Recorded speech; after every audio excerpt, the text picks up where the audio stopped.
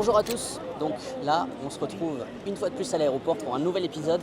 Ça va se passer en Égypte cette fois-ci et on est accompagné avec madame.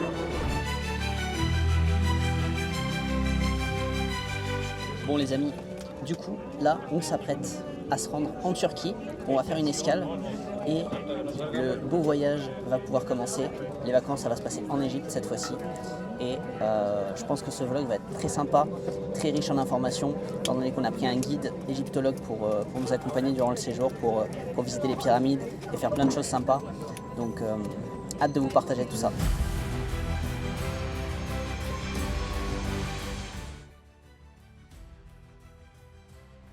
On vient d'atterrir à Istanbul, donc là c'est une escale relativement courte, mais sur le retour du coup pareil on fera une escale à Istanbul. Par contre on restera une journée.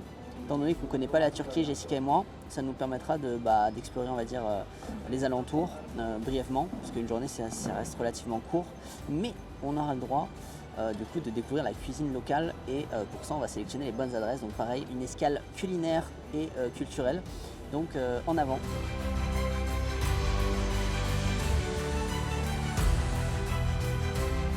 On vient d'arriver en Égypte et là du coup on fait la queue là, pour les visas.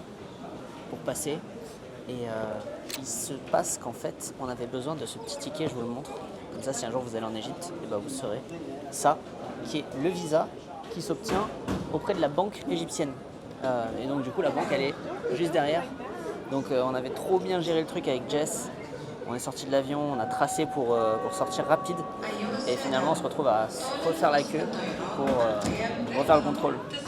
Ça va Jess? Ça a été le voyage? Ouais, fatigué. Fatigué? Bon, c'est bon, on est arrivé là. Ouais, on est arrivé enfin. C'est parti.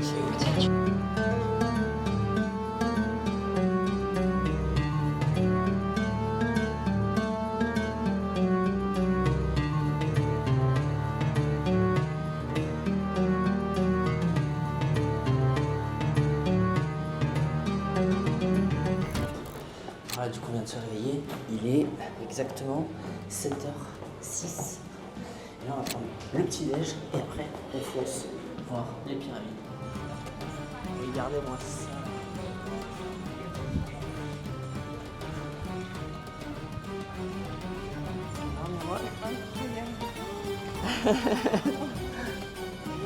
Mets-toi là que je te fasse une belle photo là.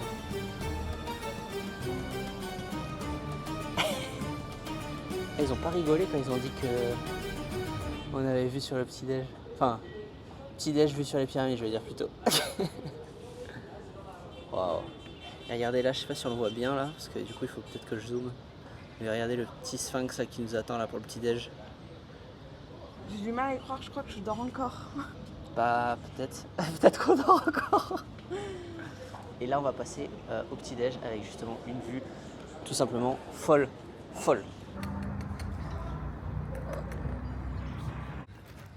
On est avec le meilleur guide du Caire là, en direct. Un petit mot pour la chaîne? Soyez bienvenus de tous les pays du monde, surtout de l'Espagne.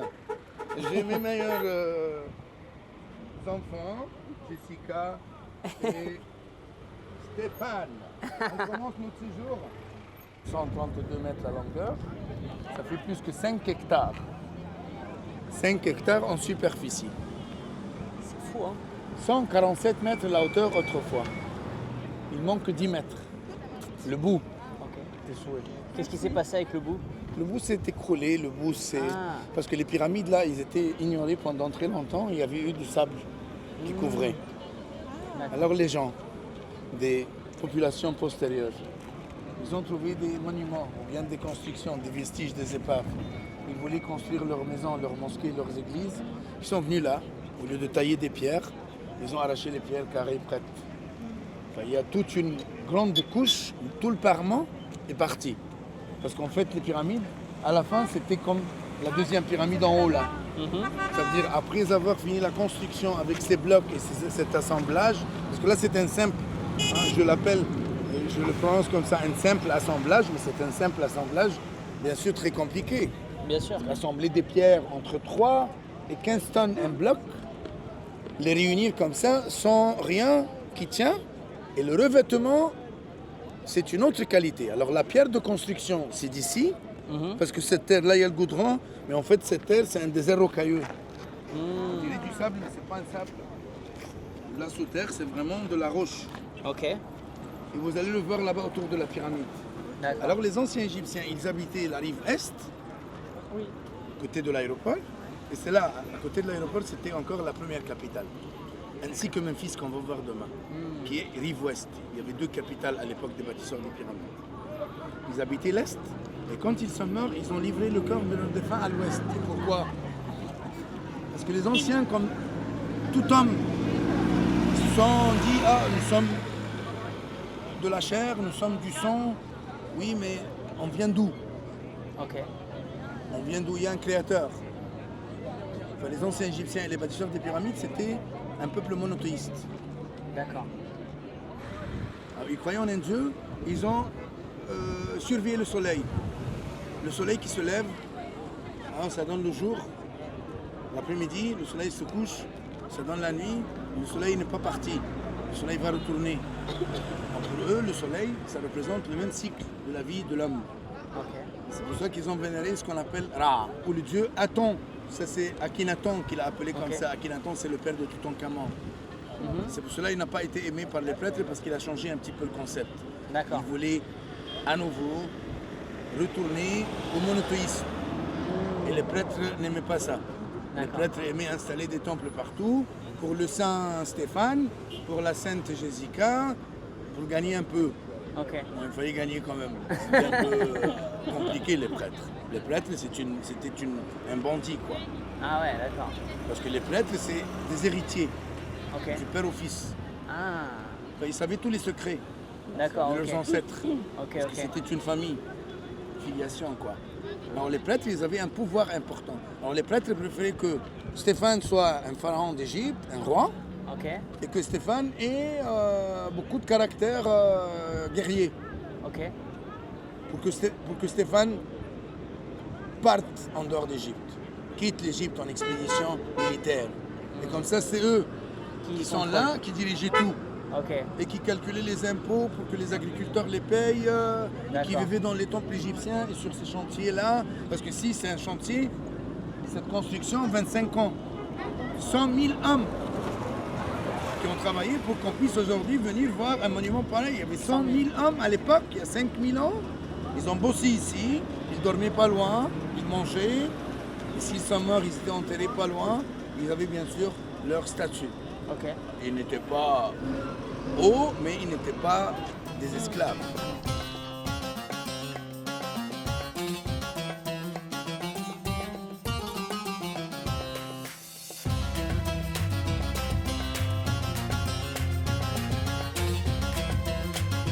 Bon là du coup on est avec le guide là. À Dromadaire. Petit circuit VIP, un petit peu en dehors de la foule. Et du coup on va passer par les Mastaba. Mastaba. Super. Donc les Mastaba en fait qu'est-ce que c'est? C'est les tombeaux pour les proches du... Voilà, c'est ça, pour les dignitaires. Donc pour les personnes qui étaient proches du pharaon et des familles royales. Vous voyez, la construction était en calcaire et le revêtement, comme vous voyez avec les pierres taillées là.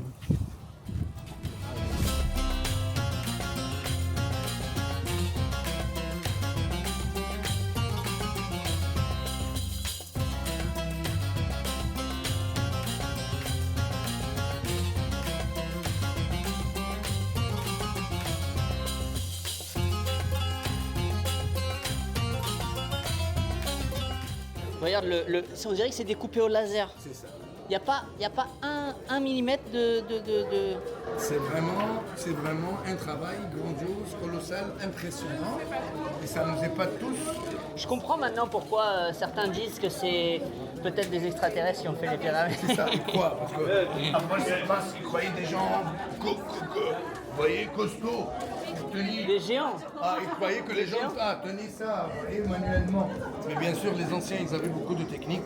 Et même quand on s'est promené autour des pyramides, quand on est là à l'extérieur, ici sur le site, on constate pas mal de trous autour des monuments. Ce qui prouve peut-être qu'ils ont fixé là des poutres pour créer des leviers. À l'époque, quand tu dis maintenant, on dirait c'est des lasers, est-ce qu'ils ont déjà découvert l'énergie? C'est ça ce qui est la question. S'ils avaient vraiment l'énergie, ils pourraient réaliser un truc pareil. Mais sinon, même si c'est des extraterrestres, vous voyez la précision. Bah, c'est On ça. parle de la perfection. C'est de la perfection. Là où on célébrait le rituel de l'ouverture de la bouche, parce que le pharaon, avant d'aller dans sa tombe, il devrait être prêt à parler, prêt à manger. Il n'a pas comme ça la bouche comme ça. Il a la bouche comme ça. Ouvert. La bouche ouverte, c'est un des rituels qui est exécuté ici. En même temps que les funérailles et les derniers rituels de l'embaumement. D'accord. Et envelopper le corps dans un linceul en lin avant de continuer le chemin qu'on va prendre nous-mêmes maintenant pour aller à côté du Sphinx. Mais avec admirer les pierres. Et ici, on a découvert des statues, même dans ce trou-là. Et cette statue, je vous montre quand on est au musée égyptien des Antiquités, c'est une statue unique de l'histoire de l'Égypte antique. Une statue qui représente Khafra, l'apparition du soleil dans l'horizon, Kefren, et Khéops, c'est profond. Et Mykérinos, c'est Mankara. Tout est dans la boîte? Tout est dans la boîte. Bon, fais-nous une petite synthèse rapide. Non, non, non. Regardez ce qu'ils nous ont amené là. Grillade, un peu de baba ganoush. Il y a les falafels aussi qui arrivent. Et là, on s'est commandé jus de citron avec de la menthe et un jus de mangue.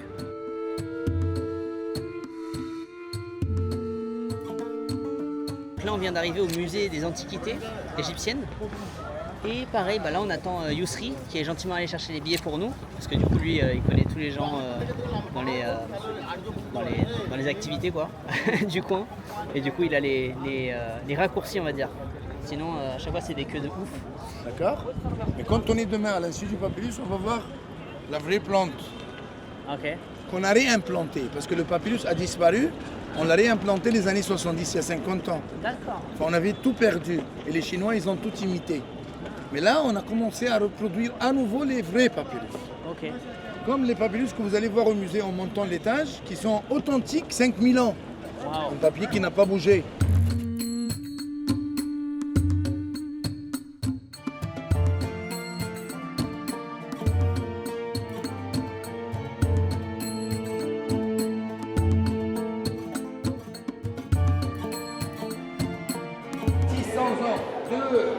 Deux groupes des oies, chaque fois il y a 3, qui représentent la basse Égypte et la haute Égypte. Et c'était déjà dans un mur, dans un mastaba, dans une tombe non royale, ainsi que les stèles phosphore. Et là c'est à 100 km du Caire, on a retrouvé, c'est le mastaba, vous voyez, qui abrite ce joli tableau qui représente une des plus anciennes fresques de l'histoire de l'Égypte antique en bon état de conservation. Près de 5000 ans. 5000 ans. Ah. Les oies de Midon, c'est très célèbre. Kha, vipère à cornes F, Ra, le disque solaire. Kha, F, Ra. Alors, l'apparition du soleil dans l'horizon. Kha, F, Ra. C'est Kefren. Et cette format-là, c'est le cartouche. Carte d'identité royale. Cartouche. Un cartouche, pas une. Un cartouche, c'est carte d'identité royale. Chaque pharaon possédait 5 noms. 5 noms.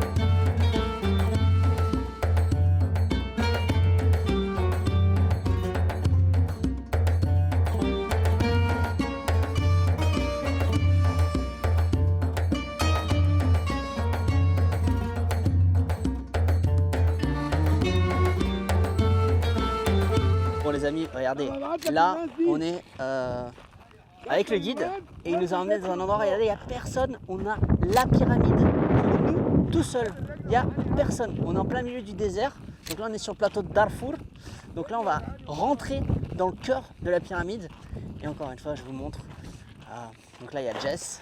Là, on a le meilleur guide du Caire en direct avec nous. Oh là là là. Tu nous as réservé la pyramide pour nous tout seuls. Oui, 100 000 dollars. Payé hier auprès du gouverneur. Et on a appelé le président pour dire Stéphane avec Jessica, on a l'honneur de leur accueillir sur le site de Darfour. Bon, bah super. Shukran.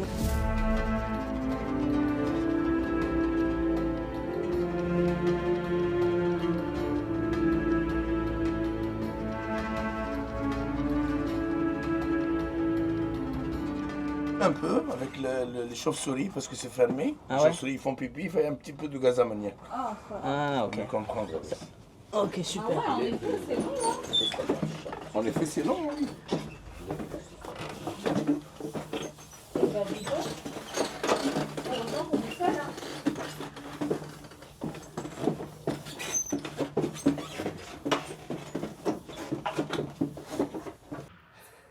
C'est incroyable. Wow. Regarde la perfection des pierres. Comment tout s'imbrique. Regarde ça. Regarde ça. Incroyable. Waouh. Du coup là, en gros, on est dans la première pyramide qui a été retrouvée complète, du coup avec ses œuvres, sans avoir été pillée, ni quoi que ce soit. Donc regardez un peu ça là. Waouh, c'est vrai que là ça sent encore plus fort que tout à l'heure. Ouf. Ouais.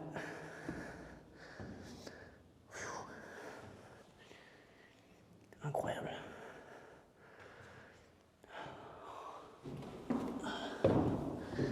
En tout cas,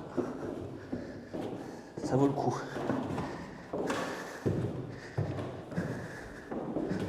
Et du coup, pour la petite anecdote, en gros, cette pyramide de Sankara, c'est celle du père de Khéops. Donc Khéops, c'est la pyramide la plus, on va dire, connue.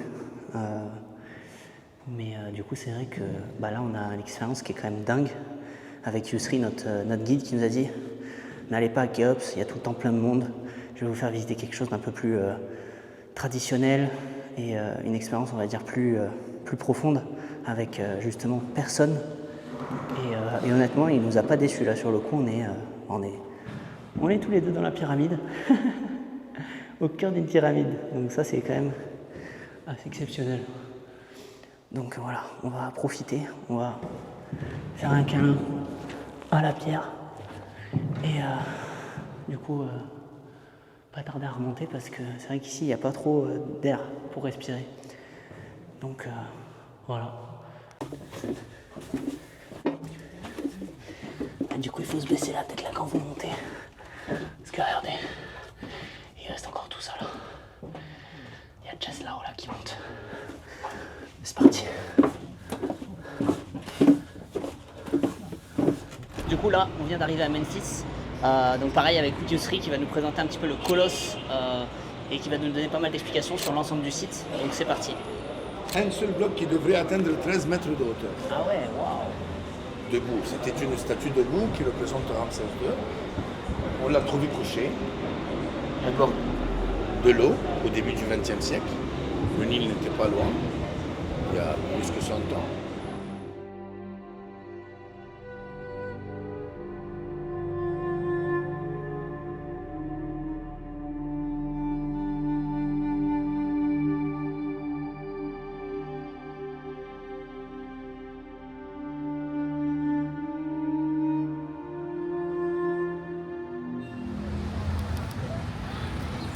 Bon là du coup on fait un stop. On va manger avec notre guide là dans un truc un peu local. Vachement local. En bord de route. Et du coup il va nous ramener des falafels et des trucs sympas, donc on va voir. Pareil, là c'est vraiment du street food, donc on fait confiance. Ah, il nous a mis bien là, Yousri là. Qu'est-ce qu'on a là? Le hops, La bouteille. le pain. Ouais. Là, le rhum, c'est qui sort de la boulangerie. Ah ouais. Et là, qu'est-ce qu'on a là? Ça, c'est fèves, fèves, fèves, fèves. Chacun son plat. Ok. Super. Ça, c'est courgette, aubergine un peu pimentée avec une super. petite sauce. Ça, c'est aubergine frite. Ça, c'est aubergine grillée. Ok. Ça, c'est aubergine frite et pimentée avec des Piment. piments. Ça, c'est quoi ça? Ça, c'est des frites beignées. Ah. Des frites beignées. Ça, c'est baba ganoush. Ah, j'adore ça. Ça, c'est tahina. Tahina. Ça, c'est fromage. Feta avec oh là là là. Voilà. Ça, c'est falafel. Falafel. Falafel, il y a Ah, ils sont beaux les falafels là. Hein. Ouais. falafel farci. Ça, c'est du falafel de compétition ça. Ah, ça, c'est le falafel de compétition. Ça, c'est des œufs durs. Hop. Un grand burger. Et là, on mange. Magnifique. Bismillah. Oui. Bismillah. Bon, du coup, on a fini de déjeuner. Là, on prend le petit café. Pareil, on est toujours au même endroit. Et là, on va se diriger vers. On va où? Le musée des... Le musée des tapis. Bon, on va voir le musée des tapis. Donc c'est parti. Parfait, du coup là on vient d'arriver à l'école. Donc on va aller voir ça là. En plus apparemment il y a quelqu'un qui parle français qui nous attend. Il a incrusté une première école à son nom. Ok. Pourquoi? Pour donner l'occasion aux enfants d'aller apprendre un truc, Ok. un artisanat. Parce que les enfants, ils n'avaient pas cette chance d'aller à l'école.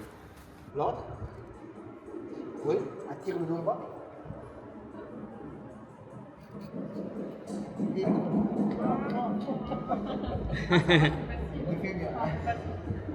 C'est facile ou non? Ça y est, vous pouvez l'embaucher.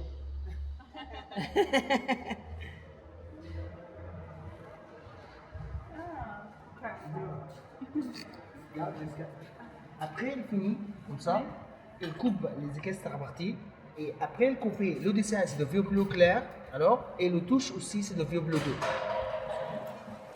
Regarde ça.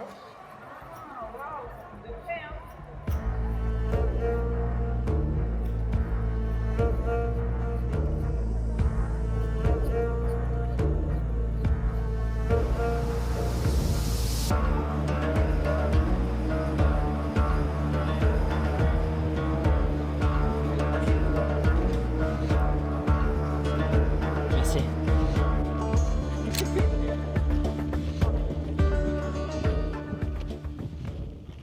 Sans rien dire, on voit ce joli mur. Oui, depuis chez toi, Stéphane, en face de toi, il y a tout un troupeau de bêtes là. Ah oui, là, ici, là. Et là, quand ils ont voulu que le troupeau traverse le Nil, Le crocodile. voilà. Là, les gens, ils veulent que le troupeau traverse le Nil. Qu'est-ce qu'ils ont fait là? Ils ont sacrifié une. Ils ont pris en otage le bébé. Ah, pour les faire Comme ça, traverser. la maman du bébé, elle la suit. Et tout le troupeau va suivre la maman. Donc, du coup, ils vont réussir de faire toute la traversée de ce troupeau-là. Vous voyez ici, il y a toujours une idée symbolique qu'on présente toujours dans nos tombeaux. Il y a un crocodile. Ça, c'est le. Ouais, tu as raison, c'est le début de la bande dessinée, ça. C'est ça. Il y a des hippopotames. Il y a un hippopotame qui met son bébé là. Et le crocodile, qu'est-ce qu'il attend? Il attend sa féroce là. Ouais, Et pour manger. son petit repas. Ce qui veut dire que toute naissance, bien sûr, a une fin, c'est la mort.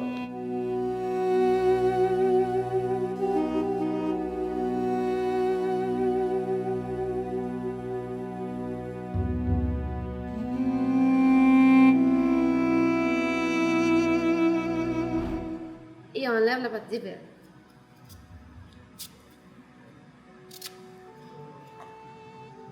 C'est pour fabriquer les chaussures, les ceintures et les bateaux et plusieurs choses. Cette partie-là est très solide et flexible et ne casse pas facilement, comme ça. Mais la partie plus importante, c'est la partie blanche. C'est pour fabriquer le papier. D'accord. D'accord? On va utiliser le marteau pour taper la plante.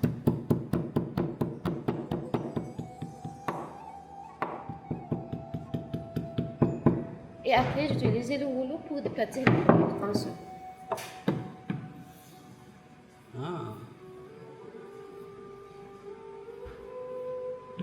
Après, j'enlève la plante et on le met dans l'eau 6 jours pour savoir la couleur claire et 2 jours pour savoir la couleur foncée ou marron. D'accord. On prend un nouveau tissu. À l'époque, les anciens Égyptiens utilisaient un tissu de lin ou un peau des animaux. Mais maintenant, on utilise ça. D'accord? On prend un verticalement et un horizontalement. Comme ça.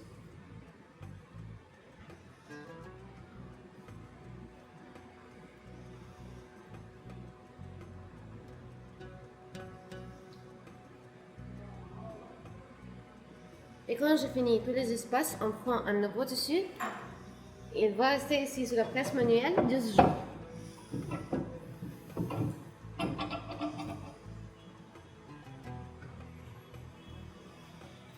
Après les 12 jours, on avance ça.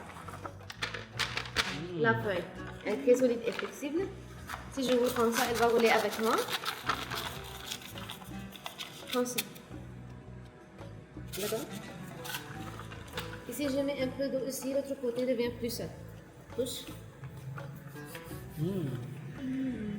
Pour savoir si c'est une feuille originale ou non, on va la mettre sous la lumière pour savoir les lignes horizontales et verticales. D'accord.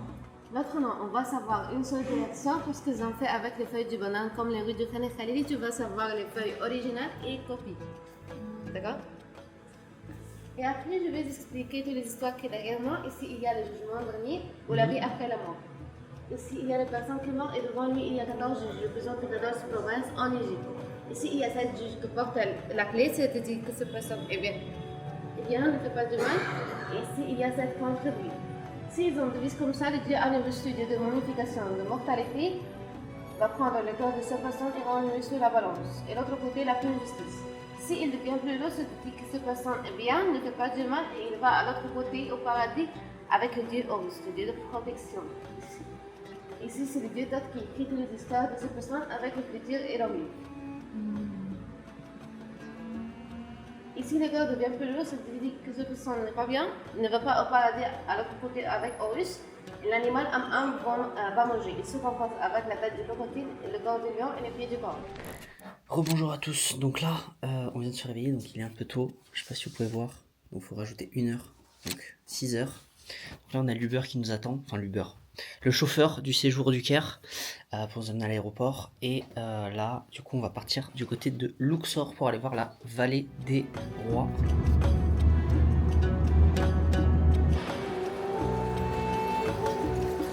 Du coup, là, on vient d'atterrir à Luxor.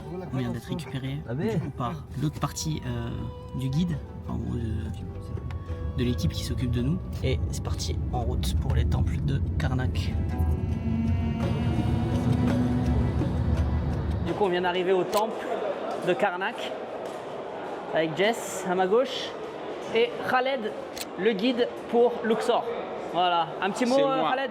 Un petit mot, vous êtes les bienvenus à Luxor, la petite ville touristique. Vous êtes les bienvenus à Karnak. Enchanté. Votre prénom c'est quoi? Stéphane. Enchanté Stéphane. Stéphane et Jessica. Ah, et Jessica. Jessica. Enchanté Stéphane et Jessica. Allez, c'est parti. Yallah Habibi. Yallah Habibi. Alors.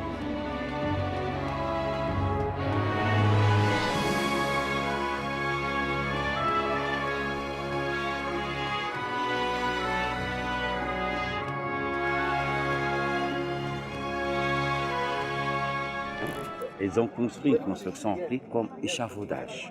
On connaît ce que ça veut dire échafaudage? Bien sûr. Échafaudage. Pour tirer, pour monter les blocs jusqu'à haut. Dès quand on finit la construction, on dégage la construction peu à peu pour faire les dessins, pour faire l'écriture et pour faire les coloriques. D'accord? C'est pour cette raison que je dis, heureusement pour nous, on a trouvé cette façade inachevée. Deuxième chose à montrer là, les 3 chapelles qui sont là. Les 3 chapelles qui sont là ont dédié la Teriade Teben. Et quand je dis la Teriade Teben, la Teriade c'est un mot français, c'est composé de 3 divinités. Le papa, le dieu Amon, d'accord? La maman, la déesse Mout à gauche là. L'enfant ou le fils, le dieu Khonso. Il y a plus d'une centaine de colonnes et elles sont toutes gravées.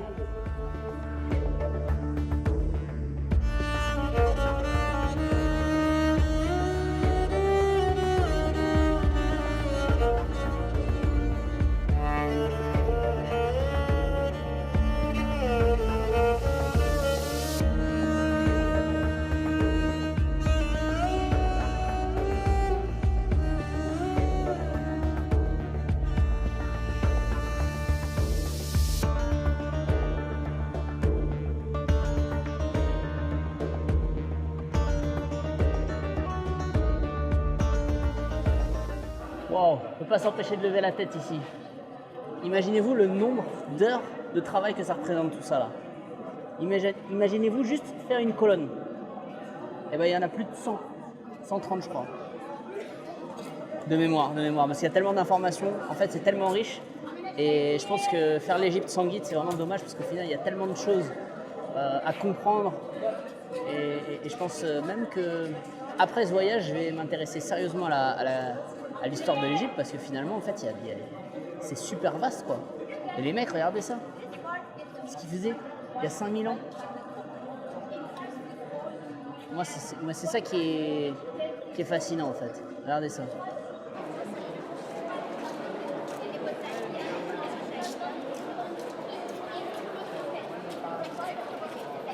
Alors, là on est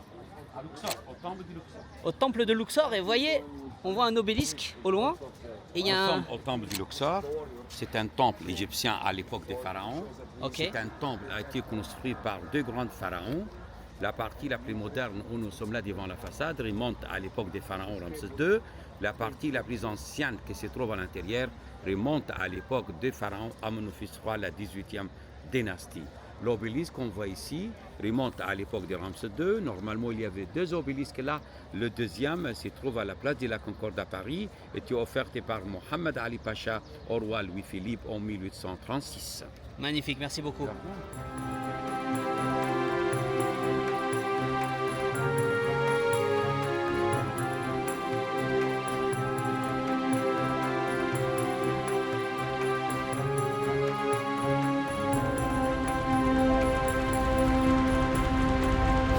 À mon avis, Amenophis III, c'est le plus grand des bâtisseurs en Égypte. Amenophis III, c'est le papa d'Akhenaton. La cour, il y avait 96 colonnes. Aujourd'hui, il y a 64 colonnes. Bonjour les amis, du coup là, on est pratiquement sur le site de la Vallée des Rois, donc on a pris le petit déj à l'hôtel et on est avec Khaled qui est venu nous chercher là pour nous emmener. Vous avez quelques explications sur cet endroit magnifique.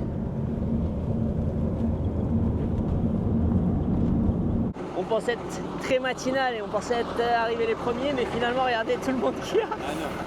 C'est un truc de fou. Khaled, qu'est-ce qui se passe? Bonjour Stéphane. Vous êtes les bienvenus à la Vallée des Rois, le site le plus important à Luxor. Moi j'appelle ce site la crème de la crème. La crème de à la Luxor, crème. Oui. Bon bah on va voir ça. Hein. Yalla. Merci. Yalla habibi. Bon on va aller faire un petit green là, petit on green, est dans le buggy. Dans le buggy ou dans le fagon. Dans le fagon. Golf car, dans le golf car. Le taf-taf dans la Vallée des Rois, qui va nous ramener jusqu'à l'entrée du site. Ah ouais. Et on a le buggy pour nous tout seuls. Hein. Ah oui, voilà, c'est un buggy privé. Il fait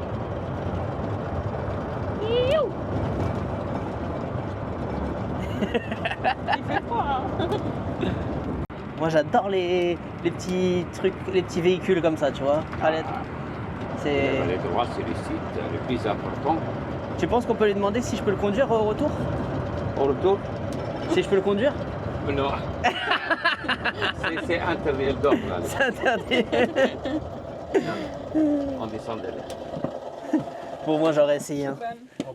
Merci, shukran. Voilà les amis, le guide il nous attend dehors. Il nous a fait une petite explication. Déjà, on va visiter la tombe de Ramsès IV, qui est apparemment la plus belle tombe, la mieux conservée.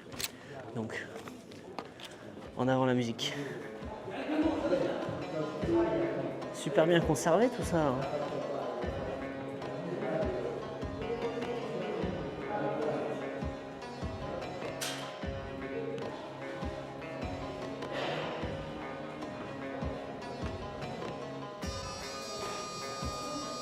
On est dans un tombeau là de Mermessa, le père de Ramsès III. Regardez ça. Et après, on va visiter la tombe de Toutankhamon. Ça, franchement, c'est trop stylé. Surtout que c'est la seule qui a été retrouvée intacte par un Anglais, égyptologue, en 1900 et quelques, donc hier. Et on a eu la chance au musée de luxe du Caire de voir justement la dague et tous les trésors qui ont été retrouvés dans la tombe parce qu'elle a été trouvée justement avec tous ces objets. Et la dague de Toutankhamon, elle déchire. Je crois que c'est mon objet que j'ai pu voir de mon vivant le plus beau. C'est une dague en or massif, sertie avec des pierres précieuses. Et pareil, son tombeau et tout ça, magnifique. Mais la dague, franchement, trop stylé.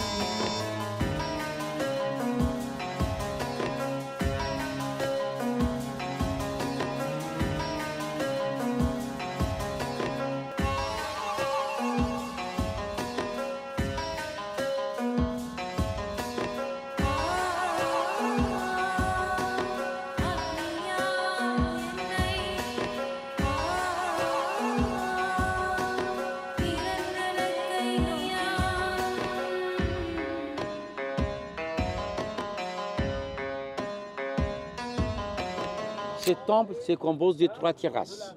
Première terrasse, il n'y a rien. Deuxième terrasse, il y a 2 petites chapelles. Une petite chapelle à l'extrémité droite et l'autre à l'extrémité gauche. La chapelle qui se trouve à droite a des dieux, le dieu Anubis, le dieu chacal. Vous allez trouver le chacal sur les parois. Il y a un peu de couleur, mais Hatshepsut effacé partout. À gauche, la chapelle qui a des dieux, la déesse Hathor, la déesse de la joie, la déesse de la musique, la déesse de la bonté. Hathor, la déesse principale à Dandara qui se trouve à 80 km au nord de Luxor. Au troisième terrasse, où la reine Hatshepsut, vous voyez là, les statues là, tout en haut là, à la forme osirienne, comme le dieu Osiris. Mais il n'y a rien aussi, parce qu'il y a beaucoup de restauration.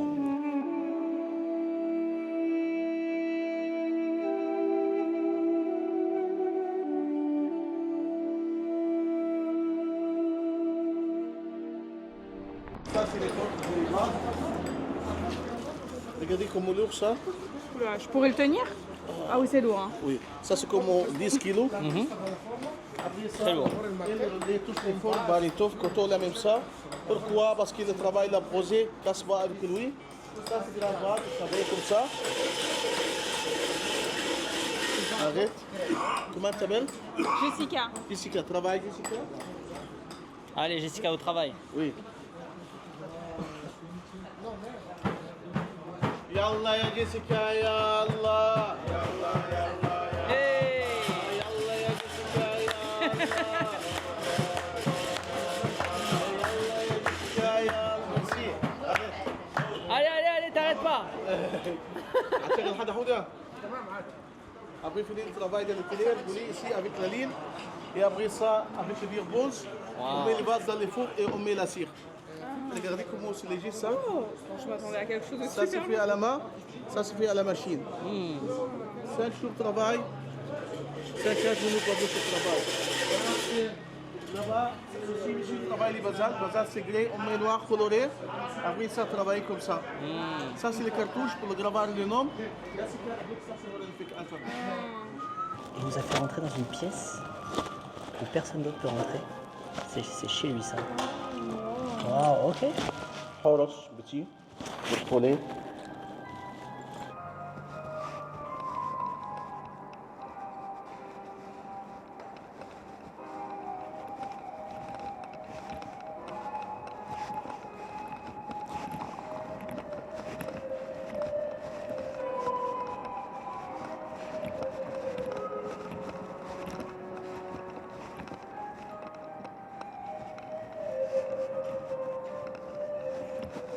Bon, là on est au pied de l'hôtel. Vous voyez, l'hôtel il est derrière moi là. Et on s'apprête à prendre un felouk, qui est un bateau traditionnel. Et là justement on est vraiment au bord du Nil quoi. Oh là. Oh là là. Attention là. Hein. Ah, it's okay. Professionnel.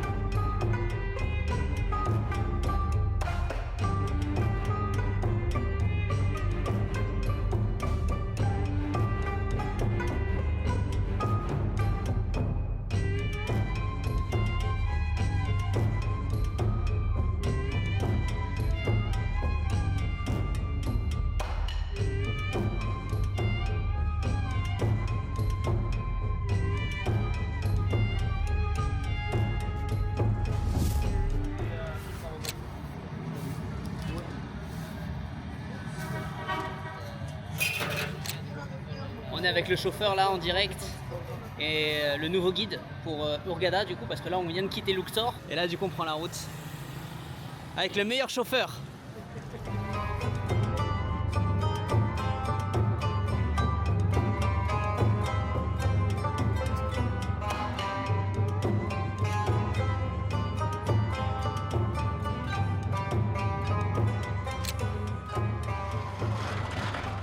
Hello. Ça va, la vue, elle te plaît? C'est beau, hein? Hein?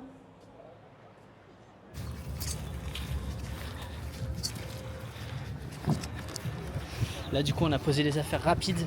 On s'est dit qu'on allait profiter quand même de la fin de la journée pour faire une petite baignade. Sympatoche. Ah ouais, l'eau, elle est bien propre, bien transparente. Et là, on arrive sur le petit îlot. Donc ça, c'est l'hôtel, là, je vous le montre. Et là, on traverse le pont qui nous amène au carré VIP. Bon, là, du coup, on est dans les rues d'Hurghada, dans le centre-ville. On fait une petite promenade avant d'aller manger. Et en Égypte, ils adorent klaxonner. Hein. Tiens, regardez, là, ils vendent des épices. Qu'est-ce que c'est que ce truc-là? Bon, là, du coup, on a attendu un petit peu. Ils nous ont fait un petit cocktail de bienvenue pour patienter. Et là, du coup, on s'installe à notre table. Thank you, shukran. Ah ouais. Waouh. Waouh. Franchement, niveau bouffe, on a tout ce qu'il faut là. Regarde, des wok. Bon, les amis, je crois que j'ai assez filmé. Place à l'action. Regardez-moi ça pour finir en beauté. Waouh. Allez, on va manger. Bon appétit, l'équipe.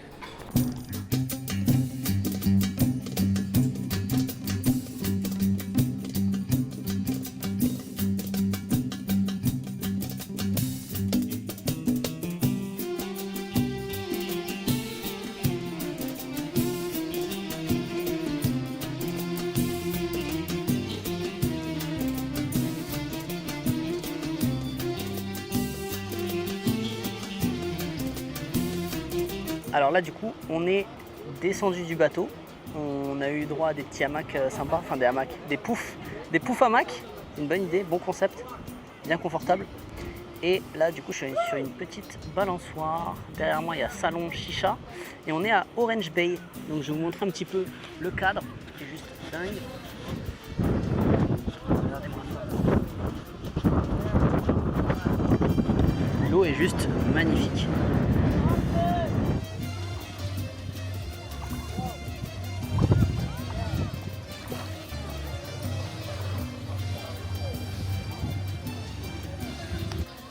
On dirait que Jessica se fait un nouveau copain.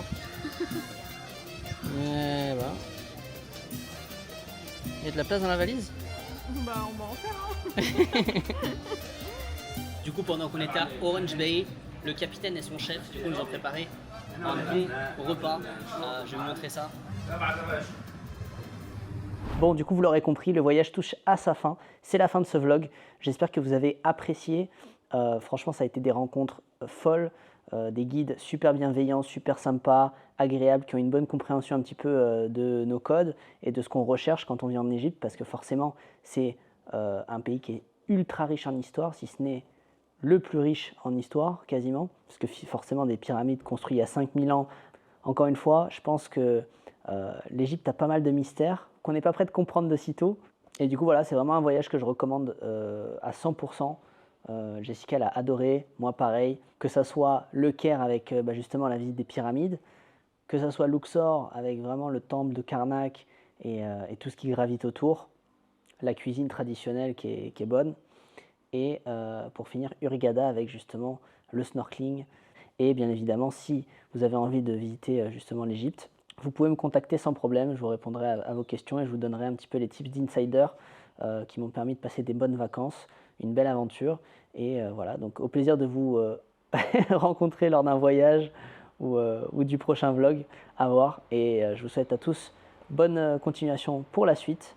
Je vous souhaite plein de voyages, plein d'aventures. Et encore une fois, si vous avez aimé ce vlog, pensez à vous abonner, à mettre un petit pouce bleu, lâcher un commentaire, ça fait toujours plaisir de vous lire. Et voilà, je vous souhaite une excellente journée, prenez soin de vous et beaucoup de voyages. À bientôt.